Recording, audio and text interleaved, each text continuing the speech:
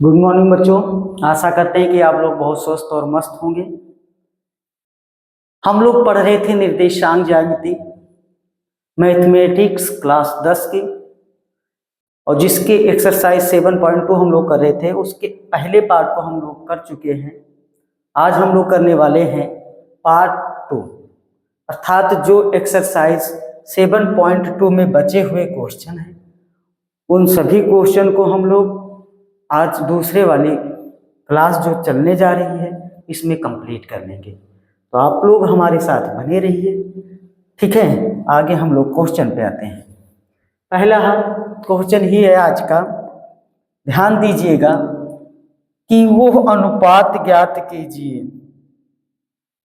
वो अनुपात ज्ञात कीजिए जिसमें बिंदु A 1, और B -4, को मिलाने वाले रेखाखंड x अक्ष से विभाजित होता है।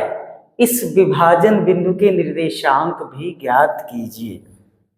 x अक्ष से विभाजित होता है, तो ध्यान दीजिएगा कि जब कभी बिंदु x अक्ष से विभाजित होगा तो वहां y की जो वैल्यू होगी वो शून्य हो जाएगी। इसी तरह अगर y अक्ष से विभाजित होगा तो x की वैल्यू शून्य हो जाएगी। तो ये चीजें हमें दिमाग में रखना है। जस्ट उसका अपोजिट x कहेगा तो y शून्य, y कहेगा तो x शून्य, ठीक। ध्यान दीजिएगा। अब देखो, हमें विभाजन बिंदु के निर्देशांक भी ज्ञात करना है। तो देखो, हमारे पास जो बिंदु हैं वो बिंदु क्या है जो हमारे पास है, दिए गए हैं, अर्थात कह सकते हो कि दिए गए हैं। दिए गए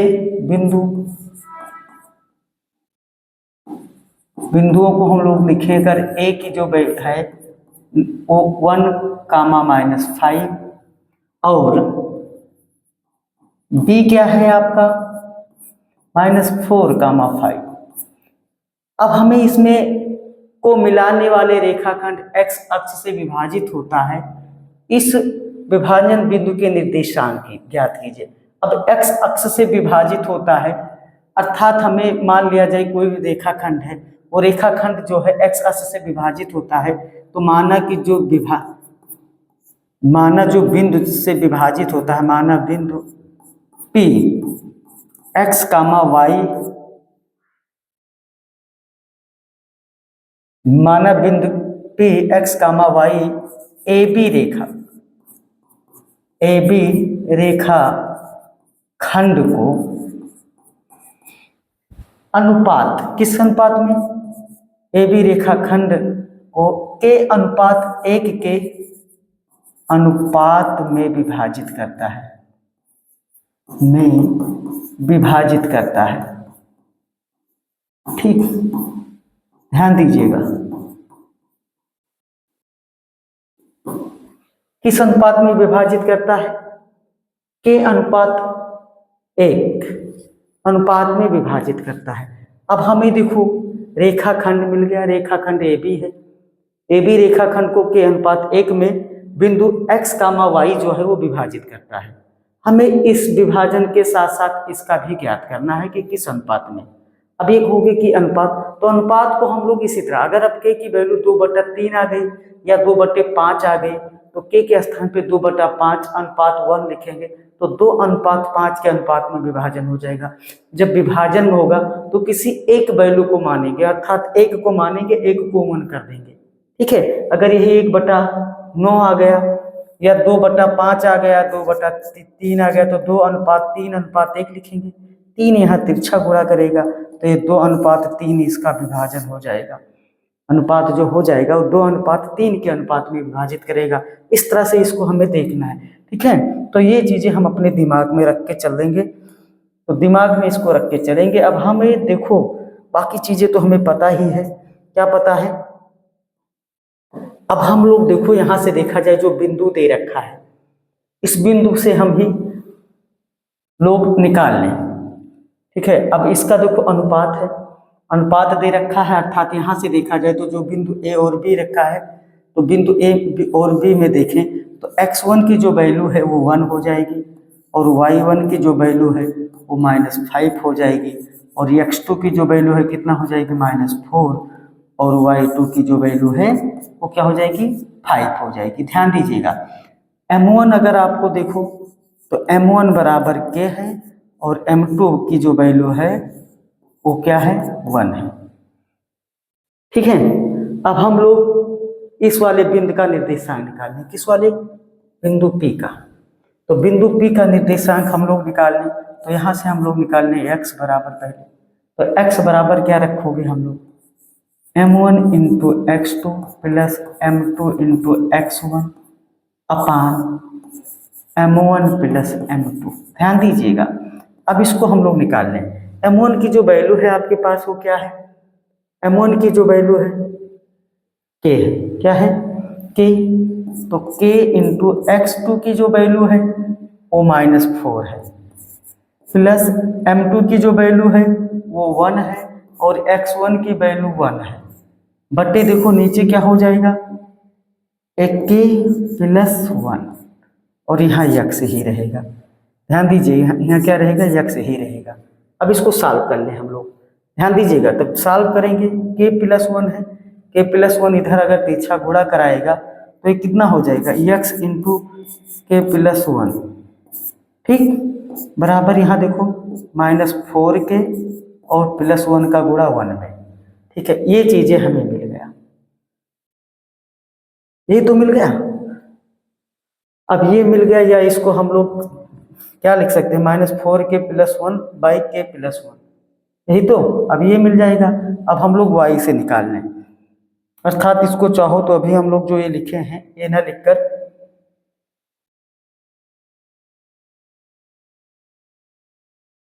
चलो यही रहने दो, कोई प्रॉब्लम नहीं है। और चाहे इसको हम लोग हटा दें,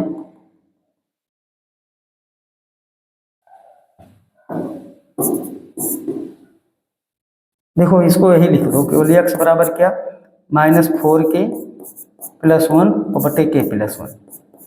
इतना ध्यान दीजिए x का मान आ गया। यहीं पर हम लोग क्या निकाल लें? y निकाल लें। क्या निकाल लें? y निकाल लें। y बराबर क्या हो जाएगा? सिंपल वही m1 y2 plus m2 y1 बटे m1 प्लस m2। अब देखो बिंदु कहाँ था? आप पढ़िएगा x अक्ष पर। हमने कहा जब बिंदु x अक्ष पे होगा तो y की जो वैल्यू है वो 0 हो जाएगी। अब यहाँ पर हम लोग y की वैल्यू भी लिख देंगे 0। m1 की वैल्यू आपके पास पता है k और y2 की भी वैल्यू पता है 5, y2 की वैल्यू 5। ठीक, प्लस m2 आपका 1 है और y1 की वैल्यू कितना है -5 है। कितना है? -5 बटे k प्लस 1, k प्लस 1। अब ध्यान दीजिएगा k प्लस 1, यहाँ k प्लस 1 यहाँ तिरछा गुणा कराएगा तो ये 0 हो जाएगा। 0 प्लस के और यहाँ केवल बचेगा क्या 5k और माइनस प्लस ये -5, 5 को इधर लाएंगे तो 5 बराबर 5k। तो यहाँ से k की जो वैल्यू है तो 5 से 5 कैंसिल हो जाएगा, k बराबर आपका आ जाएगा 1। k बराबर क्या आ जाएगा 1। अब यहाँ पर आप ध्यान दीजिएगा k बराबर 1 आ गया, यानी कि जो उस अनुपात में विभाजित करेगा k का मान यहाँ 1 रखते तो ये 1:1 के अनुपात में विभाजित करेगा। उसके बाद हमें बिंदु P का निर्देशांक निकालना है। अब y तो 0 मिल ही गया है, y 0 है, x की वैल्यू। अब x की वैल्यू निकालने के लिए x बराबर जो ये समीकरण था यहाँ पर हम लोग k की वैल्यू रख दें। k की जो वैल्यू आई है 1, k की जो वैल्यू आई है 1 अर्थात k की जो वैल्यू है तो अनुपात आपका जो हो गया इस अनुपात में विभाजन वाला जो विभाजित करेगा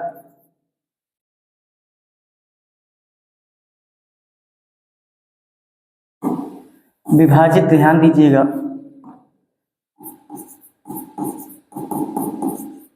विभाजित अनुपात आपका क्या हो गया वो था आपके पास k अनुपात 1। k की जो वैल्यू आई 1 है तो 1:1 हो जाएगा।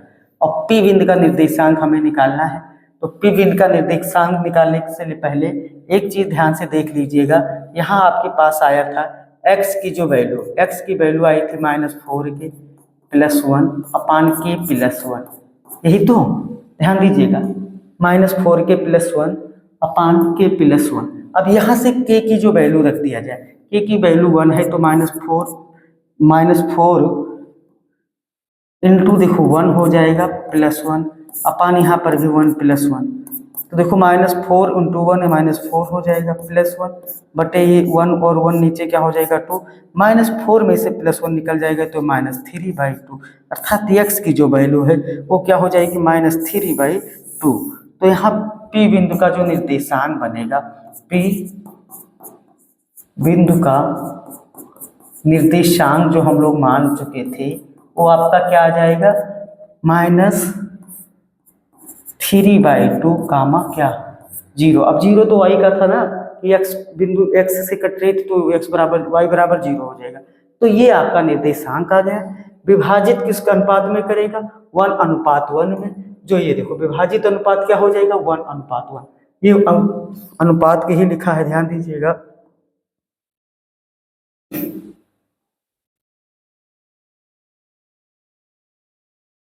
वन अनुपात 1, ठीक। तो ये था पहला क्वेश्चन आपका। दूसरे पे आएंगे कि यदि बिंदु 1,2 4, x, 6 और 3,5 इसी क्रम में लेने पर एक समांतर चतुर्भुज के शीर्ष हो तो x और y ज्ञात कीजिए। x और y ज्ञात कीजिए, बहुत ध्यान से देखेंगे। अब हम लोग चलो के एक समांतर चतुर्भुज बनाते हैं। समांतर चतुर्भुज के शीर्ष हो तो ध्यान दीजिएगा, यहां पर है। अब ये कहा गया कि इसी क्रम में हो, अर्थात ये A, इसको B मान लो, इसको C मान लो और इसको D मान लो, ये है। अब इसी तरह अगर हम रख दें इस वैल्यू को तो A बिंदु का जो निर्देशांक है ये आपका 1,2, B का क्या है ये 4, C का क्या है x, 6 और D का क्या है आपका 3,5। ध्यान दीजिएगा, अब ये कहा गया है एक समांतर चतुर्भुज के शीर्ष है, तो ये 4 शीर्ष हैं, तो x और y की वैल्यू ज्ञात कीजिए। अब हमें x और y निकाल लेना है, x और y। तो ध्यान दीजिएगा, जब ये समांतर चतुर्भुज के हैं, शीर्ष हैं, तो इनके जो विकर्ण होंगे क्या होंगे, इनके जो विकर्ण होंगे वो इसे समद्विभाजित करेंगे, अर्थात समान 2 भाग बनाएंगे। विकर्ण जो होंगे इसके किसके, इसके, तो वो समान 2 भाग बनाएंगे। चलो हम लोग इसके विकर्ण को खींचते हैं।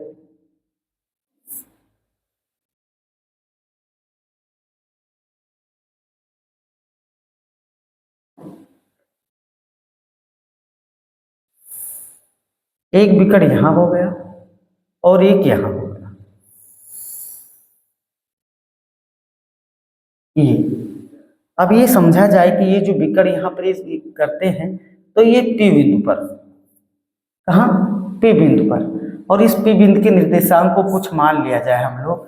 यहाँ ABCD है, यहाँ हम मान ले रहे हैं Q, R, Q, R मान ले रहे हैं, ठीक है। ये मान लिया गया कि ये बिंदु के निर्देशांक Q और R है। अब हमें अगर देखा जाए, ध्यान दीजिएगा, तो यहाँ से अगर देखा जाए पहले इस बिंदु से, तो इस बिंदु से इसमें अगर देखा जाए तो इस P, यहाँ से P को समद्विभाजित करेगा तो मध्य बिंदु का निर्देशांक यहाँ से निकाल लिया जाए और इसके मध्य बिंदु का निर्देशांक निकाल लिया जाए। बहुत ध्यान से समझेंगे। तो यहाँ से देखा जाए तो यहाँ x1 1 और y1 2, यहाँ x2 x और y2 6, इसी तरह इसमें। तो इसको हम लोग बहुत ध्यान से लगाएंगे तो देखो यहाँ से जो वैल्यू आएगी, इसके जो शीर्ष है, इसको अगर आप समझ चुके हैं तो यहाँ से हम लोग Q बराबर निकालें तो ये बनेगा x1 + x2 बराबर बटे 2, और यही बराबर क्या हो जाएगा x3 + x4, x3 + x4 by 2। अब कंफ्यूज ना होना, देखो ये आपकी जो वैल्यू है ये x1 y1 हो गया, ये आपका क्या हो गया, ये आपका हो गया x2, y2, ये आपका हो गया x3, y3, और ये आपका हो गया x4, कामा y4। ठीक, ये हो गया। अब ये जो निर्देशांक निकलेंगे तो इस दोनों के अर्थात इस जो x इसका जो मध्य बिंदु आएगा और इसका जो मध्य बिंदु आएगा, इन दोनों के मध्य बिंदु जो होंगे ये बराबर होंगे। यहाँ से तो यहाँ से x1 की जो वैल्यू है वो 1 है, ध्यान दीजिएगा। यहाँ से हम लोग इसको लगाएं ये, क्योंकि हमें निर्देशांक ये निकालना नहीं है, हमें x और y निकालना है।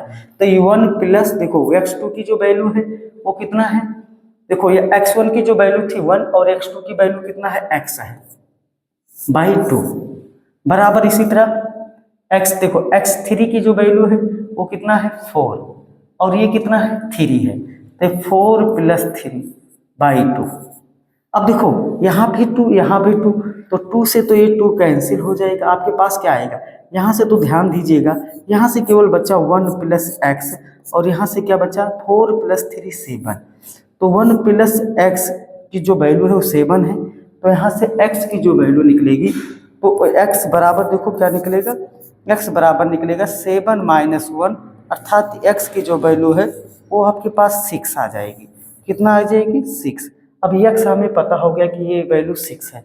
इसी तरह अगर y जब निकालना है तो हम लोग जो x से निकालने हैं, इस तरह y से y निकालने हैं, तो यहाँ y यानी कि r से कर दिया जाए, तो इसको r से जब हम लोग कर दें, ध्यान दीजिएगा, तो यहाँ से हम लोग लिख सकते हैं कि जो r बराबर ये y1 प्लस y2 बाई 2 और ये क्या y3 प्लस y4 बाई 2, ये इसके बराबर हो जाएगा। तो यहाँ देखो y1 की जो वैल्यू है आपके पास ये बराबर तीनों हो जाएंगे, r बराबर इतना, r का जो निकलेगा इस दोनों के आधे के और इसके आधे, r की जो वैल्यू, तो हमें r नहीं निकालना है, ये तीनों एक दूसरे के बराबर निकलेंगे जो लिखा गया, ऐसे इसी तरह ये तीनों निकलेंगे।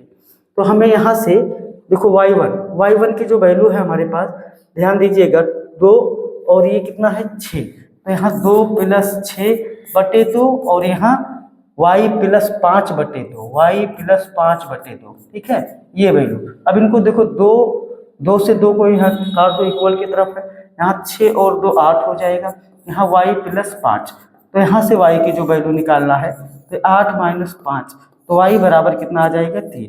हमें देखो यही y और x निकालना था, y और x निकालना था, तो x की जो वैल्यू वो 6 है और y की वैल्यू कितना है ये 3 है। ये देखो ध्यान से देखिएगा, ये जो लिखा गया है q बराबर इतना, अर्थात जो q का आंसर मतलब q का जो मान होगा वो x plus x1 plus x2 by 2, x1 plus x2 by 2 इसके बराबर होगा, अर्थात q की जो भी वैल्यू होगी इनके दोनों योग के आधे के बराबर, और इनके दोनों योग के आधे के बराबर, क्योंकि q जो है इसका मध्य बिंदु है, q क्या है इसका मध्य बिंदु है, जिस तरह इसी तरह r, ठीक है। तो ये क्योंकि समांतर चतुर्भुज था, तो समांतर चतुर्भुज में जो बिंदु P यानी विकर्ण जो उसके प्रतिच्छेद करते हैं वो उसको समद्विभाजित करते हैं, क्या करते हैं समद्विभाजित करते हैं, ठीक है। तो यही चीजें इसमें इतना समझना था।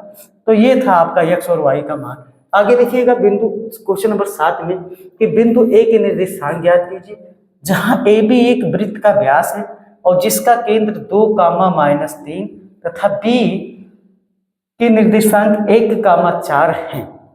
देखो ध्यान से देखिएगा, क्या है एक वृत्त है, पहले तो हम लोग पहले एक वृत्त को खींच लेंगे, तो एक वृत्त खींचेंगे,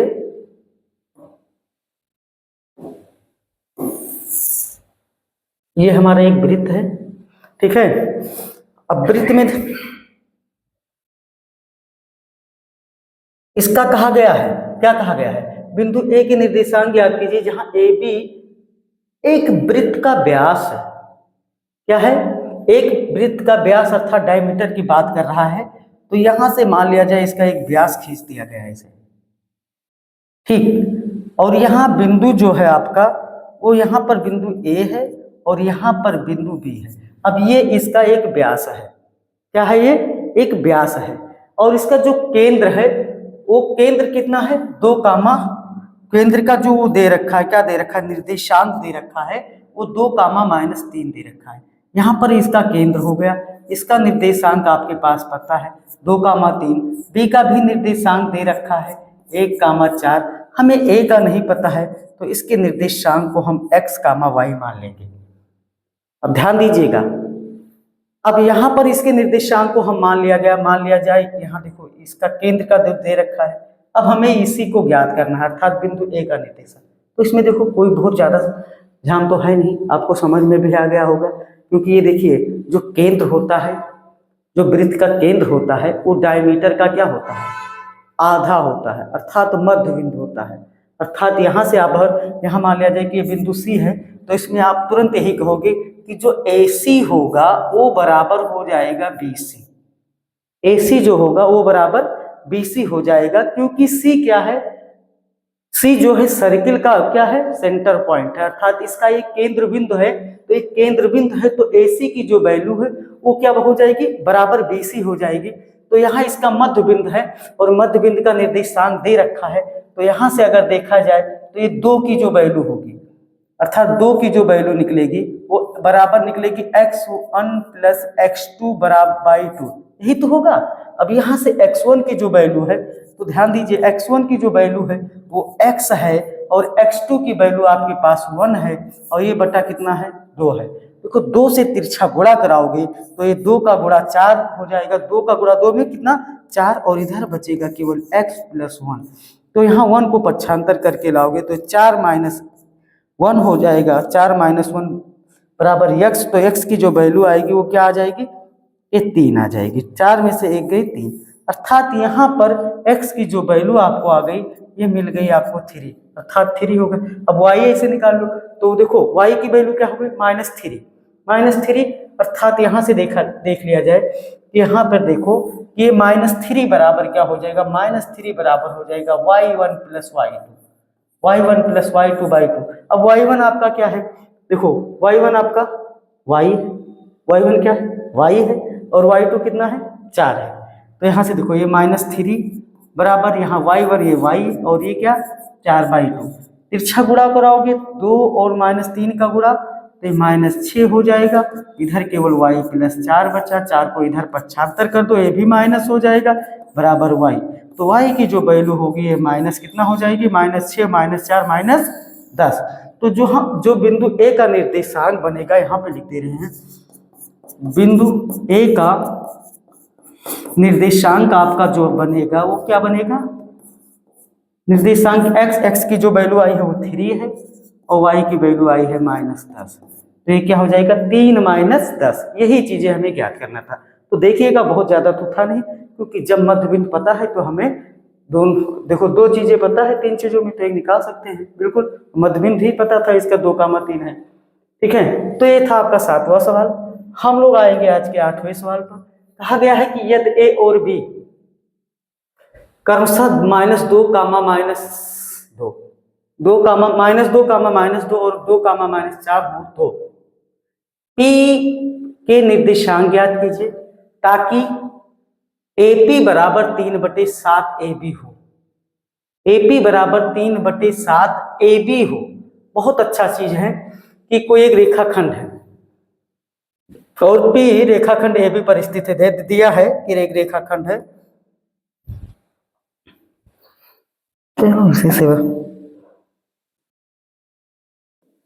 यहाँ पर ध्यान दीजिएगा, ऐसे कोई रेखाखंड दे रखा है, ये रेखाखंड है, रेखाखंड आपका क्या है AB।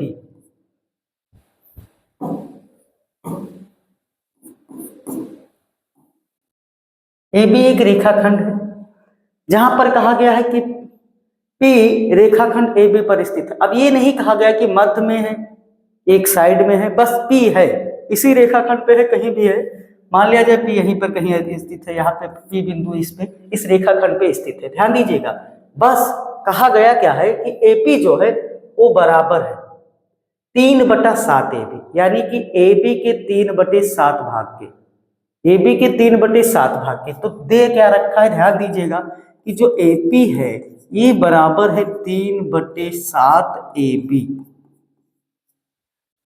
3/7 AB। AB से तिरछा यहाँ गुणा करा दीजिए तो AP अपान, देखो AP अपान क्या हो जाएगा AB, ये बराबर हो जाएगा 3/7।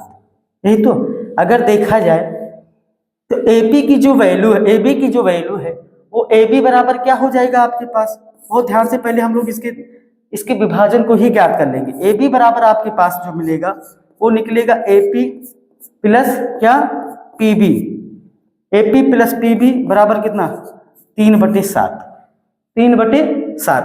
अब ध्यान दीजिएगा, तिरछा गुणा करा दिया जाए यहाँ से, तो यहाँ से तिरछा गुणा करा जाए तो ये 7 इंटू AP हो जाएगा। 7 इंटू AP बराबर क्या, बराबर 3AP बराबर प्लस 3PB। AP को हम लोग इधर ले आए तो 7AP माइनस 3AP बराबर कितना 3PB। अब 7 में से 3 निकल जाएगा तो ये क्या होगा 4AP बराबर कितना 3PB।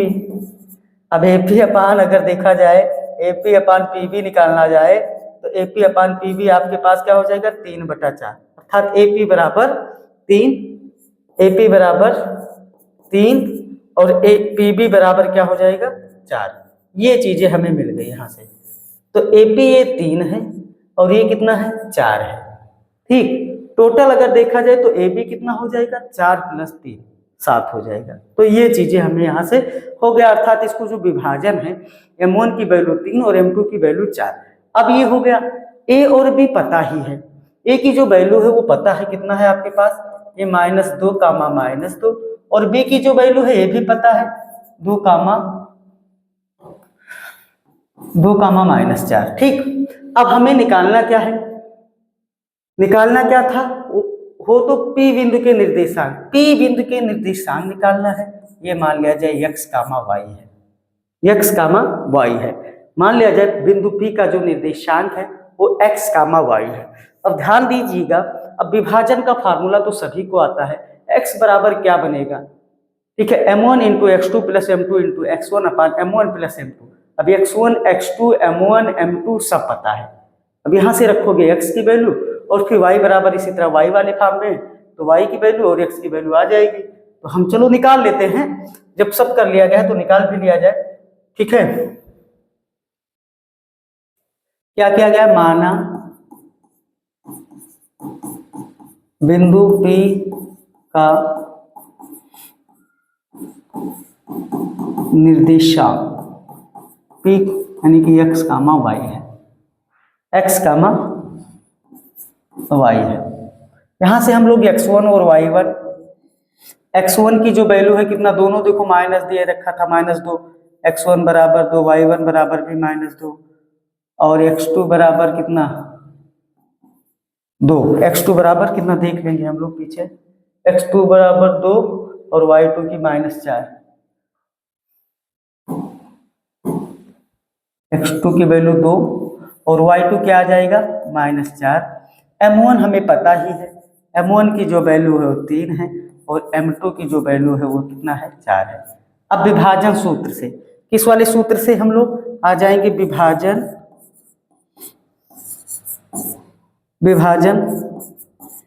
सूत्र से। विभाजन सूत्र से x की जो वैल्यू निकलेंगी और m1 into x2 plus m2 into x1 बट्टे m1 प्लस m2, यहाँ से लगा लेंगे हम लोग।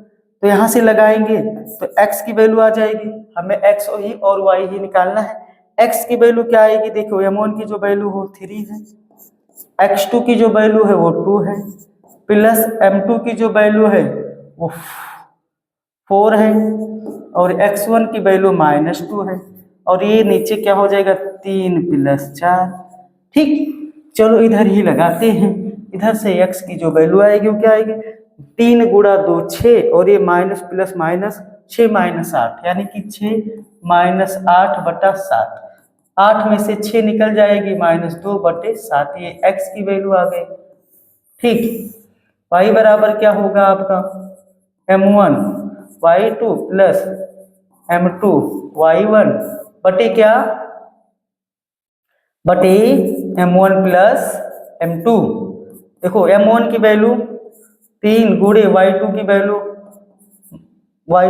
-4, ठीक है, प्लस m2 की वैल्यू 4 गुणे y1 की वैल्यू -2 बटे 3 प्लस 4, क्या बनेगा -4 गुणा 3 -12 और प्लस माइनस 4 दूनी 8 बटे कितना 7, 12 और 8 जोड़ देंगे -12 और 8 -20/7। तो यहाँ से देखो आएगा y का मान, अब y बराबर -20/7 और x बराबर -2/7। तो P बिंदु का जो निर्देशांक है, P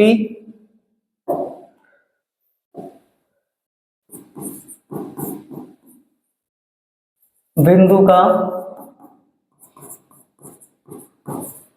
निर्देशांक बन जाएगा आपका -2/7 कामा -20/7, यही हो जाएगा। ठीक है, तो ये था, हमें यही निकालना था। ध्यान दीजिएगा, निकालना भी यही था कि तो P रेखाखंड पे देखो हो तो P के निर्देशांक ज्ञात कीजिए ताकि AP जो है वो हो जाए 3/7 AB के। ठीक है, और P रेखाखंड AB पर स्थित था। ठीक है, तो ये था आपका P बिंदु का निर्देशांक। आगे बिंदु सवाल नंबर 9 है। ठीक है, सवाल नंबर 9 क्या है, बहुत ध्यान से देखेंगे कि बिंदु दे रखा है -2, -2, और B दे रखा है 2, 8 को जोड़ने वाले रेखाखंड AB को 4 बराबर भागों में विभाजित करने वाले बिंदुओं के निर्देशांक ज्ञात कीजिए। देखो, इस सवाल को आपको सही से कर लेना है, सभी को करना है, बहुत ध्यान से देखना है, कुछ नहीं करना है। ध्यान से देखिएगा कि क्या दे रखा है, दे क्या रखा हो, करना क्या है हमें बहुत अच्छे से। ये दे रखा है कि AB दे रखा है, AB दे रखा है और इनके निर्देशांक भी दे रखे हैं। A के जो निर्देशांक है -2, 2 है और इसके जो निर्देशांक है वो 2, 8 है। ध्यान दीजिएगा, अब ये दो निर्देशांक दे रखे हैं। AB को 4 बराबर भाग में बांटना है। कितने भाग में? 4। ध्यान दीजिएगा, अब अगर यहाँ पर एक मध्य बिंदु कर दिया जाए, मान लिया जाए यहाँ पर एक मध्य बिंदु ऐसे डाल दिया जाए, तो ये कितना बराबर भाग हो गया? 2 हो गया ना। एक और यहाँ कर दिया जाए और एक यहाँ कर दिया जाए,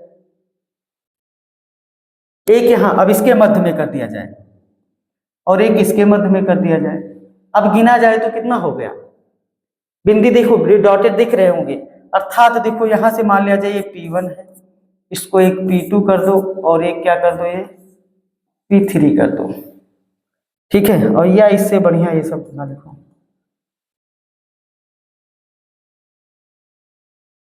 इसको लिख दो P, इसको लिख दो Q और इसको लिख दो R। ठीक, बहुत अच्छा, 3 ये लिख दिया गया है। अब अगर इसके देखा जाए तो AP बराबर PQ बराबर QR बराबर RB, यही तो 4 बराबर भाग हो गए। अब बिंदी से अगर न लगे तो यही कहा गया है कि 4 बराबर भाग में बांटिए। तो AP बराबर क्या बनेगा? PQ बराबर QR बराबर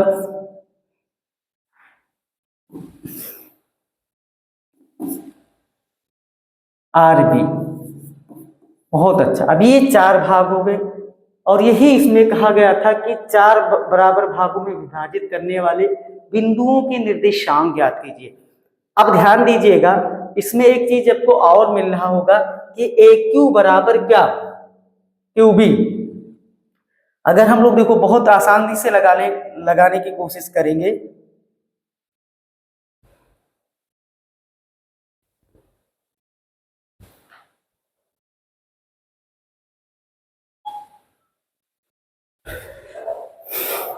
लाइट चली गई थी बच्चों, उसकी वजह थोड़ा व्यवधान उत्पन्न हुआ था, लेकिन हाँ सही हो गया है। तो देखो ये हमने बताया था कि AP बराबर PQ बराबर QR बराबर RB। अब ध्यान दीजिएगा, हमें जो ये PQR है इन्हीं बिंदु के निर्देशांक ज्ञात करना है, बिंदु के निर्देशांक ज्ञात करना है। तो ध्यान दीजिएगा बिंदु, अब अगर देखा जाए तो बिंदु Q AB का मध्य बिंदु है, यही तो। अगर यहां से ये देख लिया गया कि ये सभी चारों बराबर हो गया, तो हम लोग एक चाहे तो विभाजन सूत्र से भी लगा सकते हैं और न विभाजन सूत्र से, तो हाँ हम लोग मध्य बिंदु के निर्देशांक से भी लगा सकते हैं, तो वो आसान पड़ेगा। तो देखो यहाँ पर तो बिंदु Q जो है वो बिंदु Q AB का मध्य बिंदु है। किसका मध्य बिंदु है? AB का।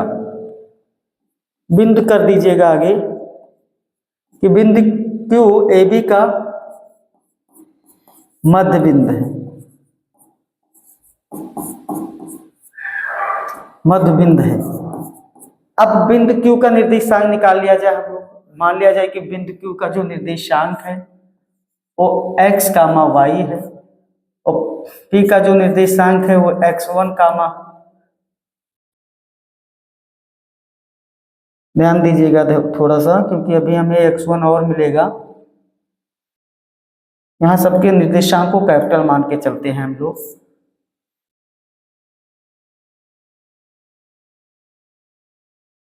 यहाँ इसको मान लो s, t, q, v, x,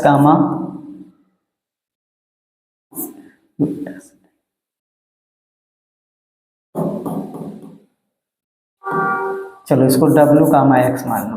कोई नहीं, जो हम लोग मान रहे इसको तो मानते ही तो हैं, तो इसको निकाल लेना है। अब बिंदु Q पे हम अगर निकाल लिया जाए तो S का जो निकाला जाए, ध्यान दीजिएगा बिंदु Q पे AB का मध्य बिंदु है, तो AB के मध्य बिंदु में तो यहाँ से देखा जाए तो x1 की वैल्यू क्या हो जाएगी -2 और y1 की जो वैल्यू हो जाएगी वो 2, x2 की जो वैल्यू हो जाएगी वो 2 और y2 की जो वैल्यू हो जाएगी वो कितना 8।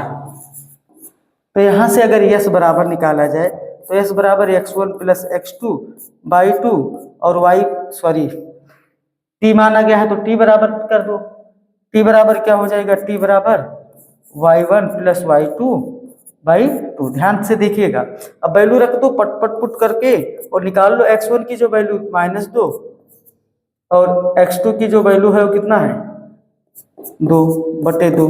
तो देखो -2 + 2 ये तो 0 हो जाएगा, 0/2 यानी कि ये 0, ये आ जाएगा s की जो s बराबर 0। t बराबर देखो क्या आएगा, y1 की वैल्यू 2 है और ये आपका 8 है, तो 2 + 8 यानी कि ये हो जाएगा आपका 10, 10/2, 10 को 2 से डिवाइड करोगे तो आ जाएगा आपका t की जो वैल्यू है ये 5 आ जाएगा।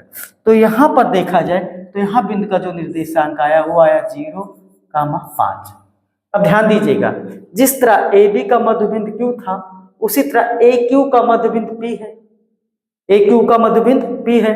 तो यहाँ से इसके मध्य बिंदु से अब ये x1 y1, ये x2 y2, इससे इसका निकाल लीजिएगा और QB का मध्य बिंदु R है तो इससे ये निकाल लीजिए, तो तीनों निकल गया। तो एक ये बता दिया गया है, दो आप देखिएगा बहुत ध्यान से, जैसे AB का मध्य बिंदु Q, AQ का मध्य बिंदु क्या हो जाएगा P और QB का मध्य बिंदु R, क्योंकि समान 4 भाग में बटे हुए थे, ये ऊपर दिखा दिया गया है। तो यही एक निकाल दिया गया है, दो आप निकालिएगा इसको और इसको, ठीक है।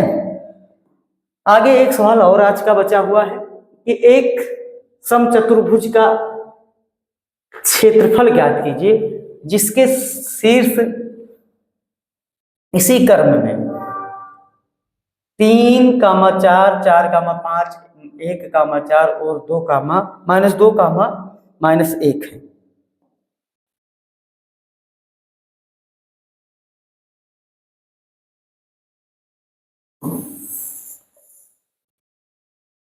ये मान लिया जाए कोई एक समचतुर्भुज है, यहाँ पर ये A और यहाँ ये B, C, D, ठीक। ये देखो यहाँ से इनके विकर्ण हो गए, ये इनके विकर्ण हो गए, ठीक। A की जो A का जो निर्देशांक बाकायदा इसे क्रम वाइज रख दो, 3, 0, 4, 5 और ये क्या -1, 4 और -2, -1, ठीक। ये है। अब देखो ध्यान दीजिएगा, हमें क्षेत्रफल जो निकालना है वो समचतुर्भुज का निकालना है।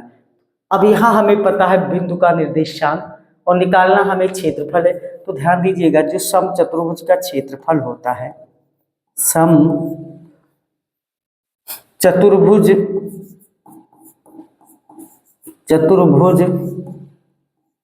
का क्षेत्रफल बराबर होता है 1/2 गुणे विकर्णों का गुणनफल, विकर्णों का गुणनफल। अब इनकी विकर्ण हमें पता हो जाए तो इनका गुणनफल कर दिया जाए, 1/2 विकर्णों का गुणनफल। ठीक है, तो ये चीजें होता है एक समचतुर्भुज का क्षेत्रफल। अब हमें देखो विकर्ण इनके, एक विकर्ण AC है और एक विकर्ण क्या है, DB है। एक AC है और एक क्या है, DB है। तो देखो A का भी हमें बिंदु का निर्देशांक पता है और C का भी पता है, तो हम AC के बीच की दूरी निकाल लें और किसके, BD के बीच की दूरी निकाल लें। दूरी ही तो, बस इनका हमें विकर्ण पता हो जाए। तो पहले हम निकाल ले AC। तो AC बराबर अगर निकाला जाए तो AC के बीच की दूरी, तो AC के लिए अगर चाहो पहले लिख लो बाबू, तो AC के लिए लिख लो पहले, यहाँ पर ध्यान दीजिएगा। AC के लिए, तो AC के लिए अगर देखा जाए तो यहाँ सिंपल वही x1 बराबर कितना 3 और y1 बराबर 0, x2 बराबर आपका -1 और y2 बराबर कितना 4। यहाँ से AC बराबर क्या निकाले, दो बिंदुओं के बीच की दूरी क्या, x2 माइनस x1 का whole square plus y2 minus y1 का होल स्क्वायर। तो x2 माइनस x1 का whole square plus y2 minus y1 का होल स्क्वायर, यही तो होता है अभी दो बिंदुओं के बीच की। अब x2 की जो वैल्यू है -1 और ये क्या, तो ये देखो -1 और ये 3 भी, ये माइनस, ये भी माइनस क्योंकि ये माइनस है, तो -3 का होल स्क्वायर प्लस y2, या क्या हो जाएगा 4 माइनस 0 का होल स्क्वायर। ये सभी स्क्वायर रूट में है। अब इसको सॉल्व कर लिया जाए तो -1 और -3 कितना हो जाएगा, -1 -3, तो यहाँ से AC जो बराबर है वो निकलेगा आपका -4 का होल स्क्वायर प्लस 4 का होल स्क्वायर। -4 का होल स्क्वायर भी 16 और 4 का स्क्वायर भी 16, तो 16 का कितना हो जाएगा, ये 16 दूना 32, 32 की स्क्वायर रूट वैल्यू अगर लिखा जाए तो 32 को अगर देखो ध्यान दीजिएगा तो लिख सकते हो 4 × 4 × 2, 4 चौक 16, तो 4 का ये पेयर बन रहा है, 4 बाहर आएगा, √2 बचेगा नहीं, तो इसकी जो हो जाएगी AC की जो वैल्यू वो 4 और √2 हो जाएगा। इसी तरह हम लोग और क्या निकाल लें, BD निकाल लें, B और D। तो BD की क्या चाहिए 4, 5 और ये -2, -1। अब हम लोग यहाँ इसे BD के लिए लिख दें, BD के लिए तो BD में देखो x1 की जो वैल्यू 4 और y1 की वैल्यू 5 और x2 की वैल्यू -2 और y2 की वैल्यू -1। ठीक, अब यहाँ से भी हम लोग तो BD बराबर निकाल लें। BD बराबर क्या होगा, वो भी सिंपल x2 - x1, तो x2 आपका -2, x1 आपका कितना 4, 2 - 4 का होल स्क्वायर, फिर y2 -1 और -5 हो जाएगा, और -4 ये -6 का होल स्क्वायर बनेगा और ये भी -6 का होल स्क्वायर बनेगा। ठीक है, ध्यान दीजिएगा सभी स्क्वायर रूट में है। -6 का स्क्वायर ये भी 36 हो जाएगा और ये भी कितना 36, तो अब देखो 36 36 दूना 72, तो ये भी बनेगा कितना, ये भी बनेगा 72। 72 को भी आप वही सिंपल 6 × 6 × 2 लिख सकते हो। अब 6 × 6 × 2 जैसे लिखोगे तो ये भी बन जाएगा 6√2। अब देखो इनके दोनों विकर्ण पता हो गए। अब हमें समचतुर्भुज का क्षेत्रफल निकाल लेना है। तो समचतुर्भुज का क्षेत्रफल बराबर क्या होता है, ध्यान दीजिएगा। सिंपल यहाँ पे हम लोग फिर से लिख लेते हैं कि सम